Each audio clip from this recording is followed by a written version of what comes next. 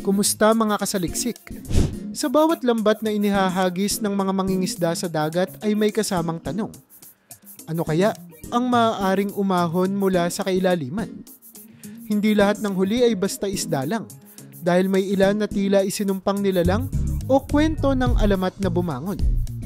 Kaya mula sa higanteng pusit na bihirang makita ng tao sa Ireland hanggang sa dambuhalang sunfish na nagpanganga sa mga siyentipiko, ay pag-usapan natin ang 10 pinakakakaibang nilalang na nahuli sa dagat at ilog. Kaya kung handa ka na, ay simulan na natin. Number 10, higanteng pusit na huli. Isang pangkaraniwang araw sa baybayin ng Ireland ang biglang naging hindi malilimutan ng makahuli ang isang pamilyang mangingisda ng isang nilalang na parang iniahon mula sa kailaliman ng alamat. Sa gitna ng malalakas na alon at malamig na simoy ng hangin, bumungad mula sa kanilang lambat ang isang napakalaking nilalang. Isang giant squid na may habang 20 feet. Hindi lang ito basta malaking huli, kundi ito ay isa sa 7 opisyal na naitala sa loob ng 350 taon. Isipin mo yun, para kang nanalo sa loto ng karagatan. Dahil sa pambihirang laki at bihirang paglitaw ng nilalang na ito, umani ng milyong views ang video ng pamilya sa social media. Ang mga tao ay nagtaka kung bakit tila lumalapit na sa ibabaw ang mga nilalang mula sa kailaliman. Ayon sa ilang eksperto, maaaring may kakaibang nangyayari sa ilalim ng karagatan, kaya umaahon ang mga higanteng tulad nito. Isang nakakakilabot na paalala na may mga bagay pa rin sa ating mundo na nananatiling misteryo, naghihintay na matuklasan ng mga mapangahas na mangingisda. Number 9. Halimaw na pating lumitaw. Habang abala sa isang tila ordinaryong araw ng pangingisda, nagulat ang isang grupo ng mangingisda nang biglang lumitaw mula sa ilalim ng alon ang isang nilalang na mas malaki pa sa kanilang bangka. Isang dambuhalang hammerhead shark. Habang hinihila pa lamang nila ang kanilang nahuling blacktip shark, biglang dumamba mula sa kailaliman ang isang mas malaki at mas mabangis na pating at sinakmal ang kanilang huli. Sa isang iglap, nawala sa kawit ang kanilang nahuli, kinain ng mas malaking halimaw sa dagat. Hindi pa doon nagtatapos ang tensyon, dahil matapos ang isang oras na laban, naiahon din nila ang mismong 14-foot 7-inch hammerhead shark. Mas malaki pa raw ito kaysa sa kasalukuyang world record. Sa halip na ariin ng nilalang, nagdesisyon ang mga mangingisda na ilubog muli ito pabalik sa dagat bilang respeto sa dambuhalang mandaragi. Isang araw na hindi nila malilimutan at kwentong paulit-ulit nilang ikukwento. Ang araw na muntik na silang maagawan ng bangka ng isang halimaw ng kalikasan. Number 8. Higanteng insekto sa bangka. Isang araw ng pamamalakaya sa Enderby, Canada, ang biglang nabalot ng kaba at pagkagulat nang makita ng isang mangingisda ang isang kakaibang nilalang na gumagapang sa kanyang bangka. Hindi ito isda, hindi rin ito normal na insekto. Isa pala itong giant water bug, kilala rin bilang toe biter, na may habang halos 4 inches at tinaguri ang isa sa may pinakamasakit na kagat sa mundo ng mga insekto. Sa laki at itsura nito, aakalain mong isa itong halimaw mula sa horror movie na biglang sumulpot sa ibabaw ng tubig. Imbes na patayin, pinili ng mangingisda na pagmasdan ito mula sa ligtas na distansya. Hinintay niya na kusang bumuka ang pakpak ng insekto at lumipad palayo. Parang isang alien na bumalik sa planeta nito. Ang encounter na ito ay paalala na hindi lang mula sa kailaliman ng karagatan nang gagaling ang mga misteryo, kundi pati na rin sa mga sulok ng ating paligid na madalas nating binabaliwala. Sino nga ba ang mag-aakalang sa kalmadong tubig may gumagapang palang halimaw? Number 7. Nilalang na di may paliwanag. Noong 2023, sa baybayin ng Thailand, isang hindi pangkaraniwang tanawin ang gumulat sa mga lokal. Isang nilalang na inaakalang driftwood lang sa una. Ngunit nang lapitan, natuklasang isa pala itong kakaibang hayop. May ulo itong napakalaki na parang cartoon character. May dalawang matang sobrang laki at nakausli. At isang bunganga na puno ng matutulis ng ngipin. Ayon sa mga nakasaksi, para raw itong kombinasyon ng sirena, isda at alien. Isang mutant na isinuka ng kalikasan. Nang kumalat ang balita, agad na umani ng haka-haka ang publiko. Ang ilan ay naniniwalang ito ay isang hindi pa nadidiskubreng species, habang ang iba na may sinasabing ito ay resulta ng polusyon o mutation sa dagat. Ngunit isang bagay ang malinaw, kahit sa panahong moderno, hindi pa rin natin lubos na kilala ang mga nilalang na kasama nating nabubuhay sa mundo.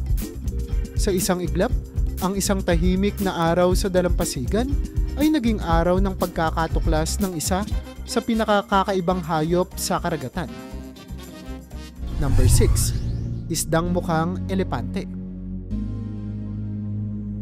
Sa isang ilog sa hindi pinangalanang lugar, isang lokal na mangingisda ang nagulat nang mahuli niya ang isang nilalang na parang nagmula sa karton. Ang isdang ito ay may ilong na parang trunk ng elepante at dalawang mata na malalaki at bilugan. Ang itsura nito ay hindi kapani-paniwala. Para itong komedyanteng hayop na tumakas mula sa isang pelikula.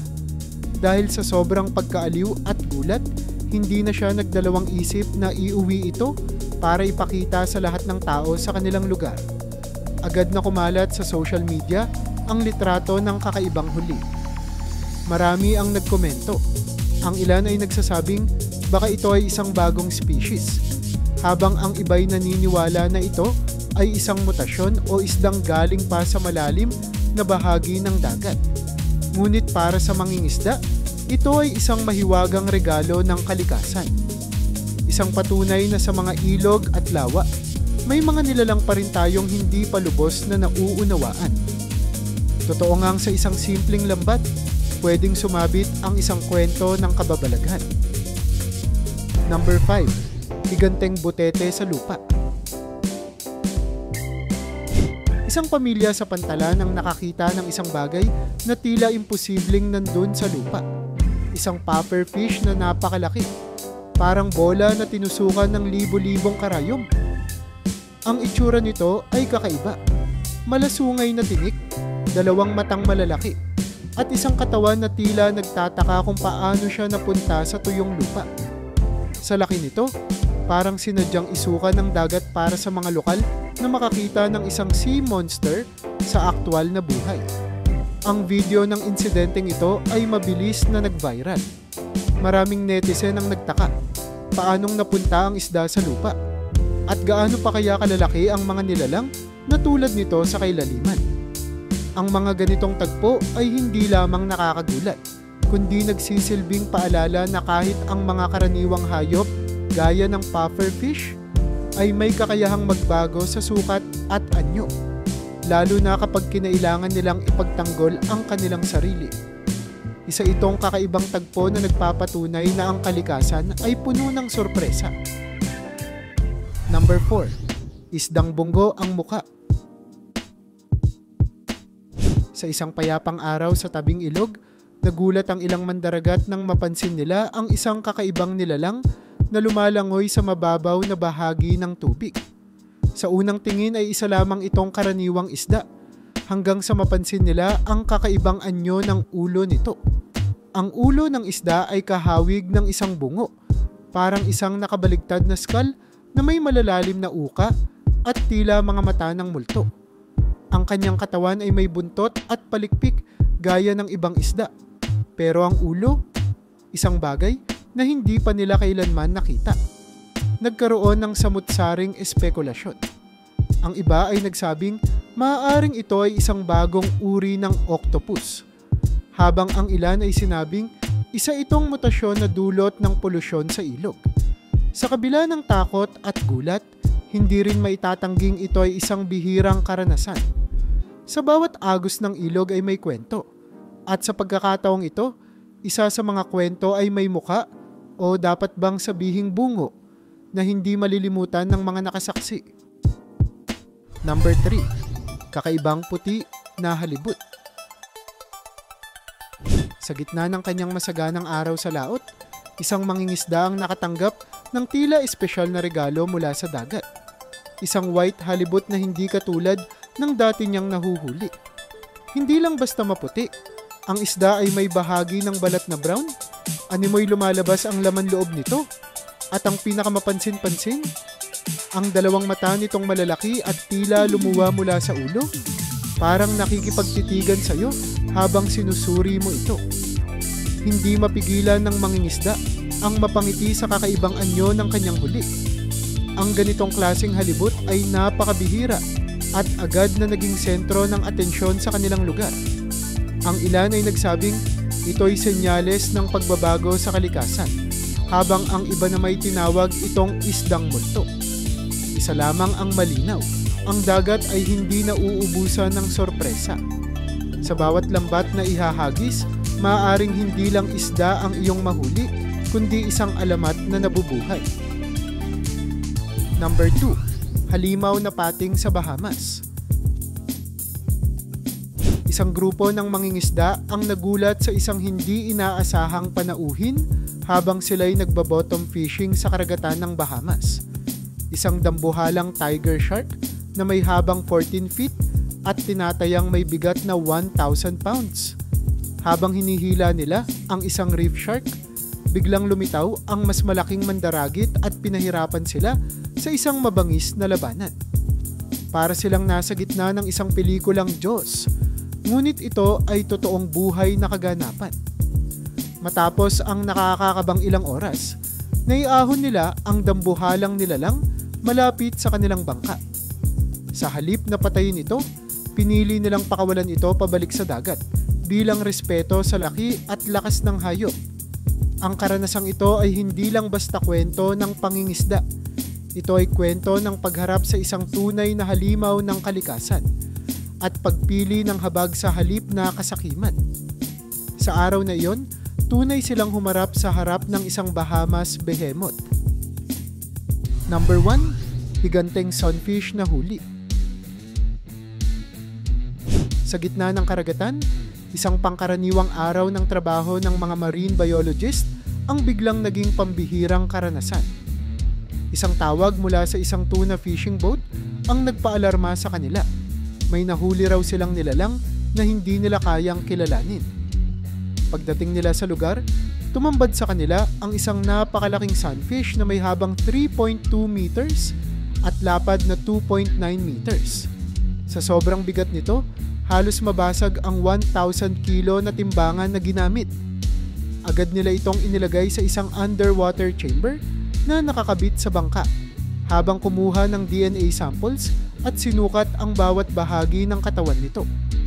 Matapos ang dokumentasyon, pinalaya nila ito pabalik sa dagat. Ang kwento ng higanting ito ay agad na naging viral. Hindi lang dahil sa laki, kundi dahil sa kahalagahan nito sa siyensya. Isa itong paalala na kahit gaano pa tayo kamoderno, may mga nilalang sa dagat na lumulutang paminsan-minsan para ipakita sa atin kung gaano ka hindi pa lubusang nauunawaan ang ating mundo.